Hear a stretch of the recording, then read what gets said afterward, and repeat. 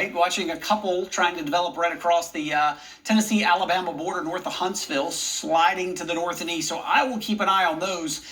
6 timeline tracks these from where we are now.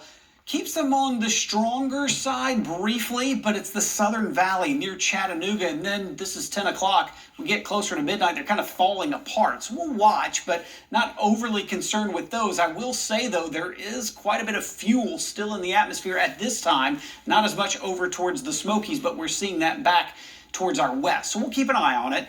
Not overly concerned with that, but let's take a look from midnight. We'll pick it back up at those weakening showers, and we'll take it into tomorrow morning. This line that's coming out of Kentucky. Could be some gusty winds with this, but I think even the severe threat's low with this. This would be 7 o'clock in the morning through about midday. So certainly some heavy rain for that morning commuter just after the way it's looking. But then our next weather maker is really going to be during the day on Wednesday. And there are 2 opportunities for severe storms here.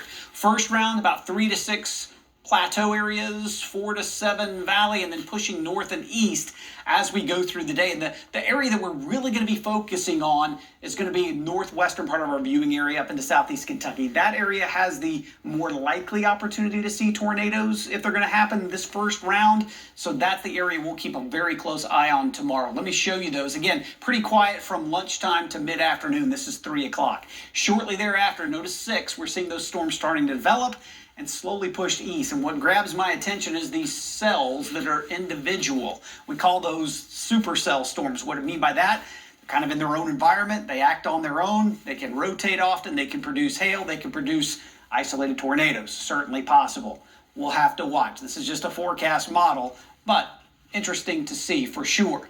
That'll be the first batch moving through. This is midnight. Round 2 is going to be more of a line of storms that comes through overnight. This is 11 to 1 on the plateau, about midnight to 2 in the valley, 1 to 3 areas into the mountains. Again, these are estimated timings. It could be a little faster, could be a little slower. Just make sure you're prepared for this overnight event as well. I think it's going to be a little more widespread.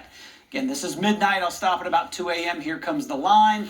This is 4 o'clock pushing through, and then it's gone across the area. But notice it's a wider swath, potential for some strong damaging wind gusts, and locally heavy rainfall, maybe even some isolated flooding in some spots. So what we're looking at, medium to high hail threat, medium to high wind damage threat, medium for tornadoes and heavy rain. That tornado threat's more likely for that first round instead of the second round. The first round coming through late afternoon into the evening tomorrow night. We'll keep an eye on that. So for tomorrow, overall, about a 60% coverage of showers and storms. It's not going to rain all day. But temperatures in between, it's warm, it's muggy. We're talking low 80s. Again, level 3 out of 5 risk for much of the area. That includes the plateau up into southeast Kentucky. You'll see low to mid 80s here in southeast Kentucky. And again, we'll watch late afternoon, evening for that first round. Possibly some severe thunderstorms with isolated tornadoes. Down through the valley, we're about 83 in Knoxville, Madisonville, and Maryville, 84 in Sevierville. And we have a level 2 out of 5 risk over towards the Smokies. Your more likely opportunity looks to be with that second round, the overnight into early Thursday morning time frame. We'll keep a close eye on these for sure as we go over the next, 24 hours or so across the region. 7-day forecast, again, we'll be weather aware tomorrow. 2 opportunities for storms, especially afternoon, evening, and then overnight. Those move through very early Thursday morning. The rest of Thursday looks dry, probably a little cooler late in the day as well. Only 70 for Friday, and we're talking low 70s for highs into the weekend with the overnight lows in the upper 40s to low 50s. So especially with this overnight round, we want to make sure you have multiple ways you can get alerts.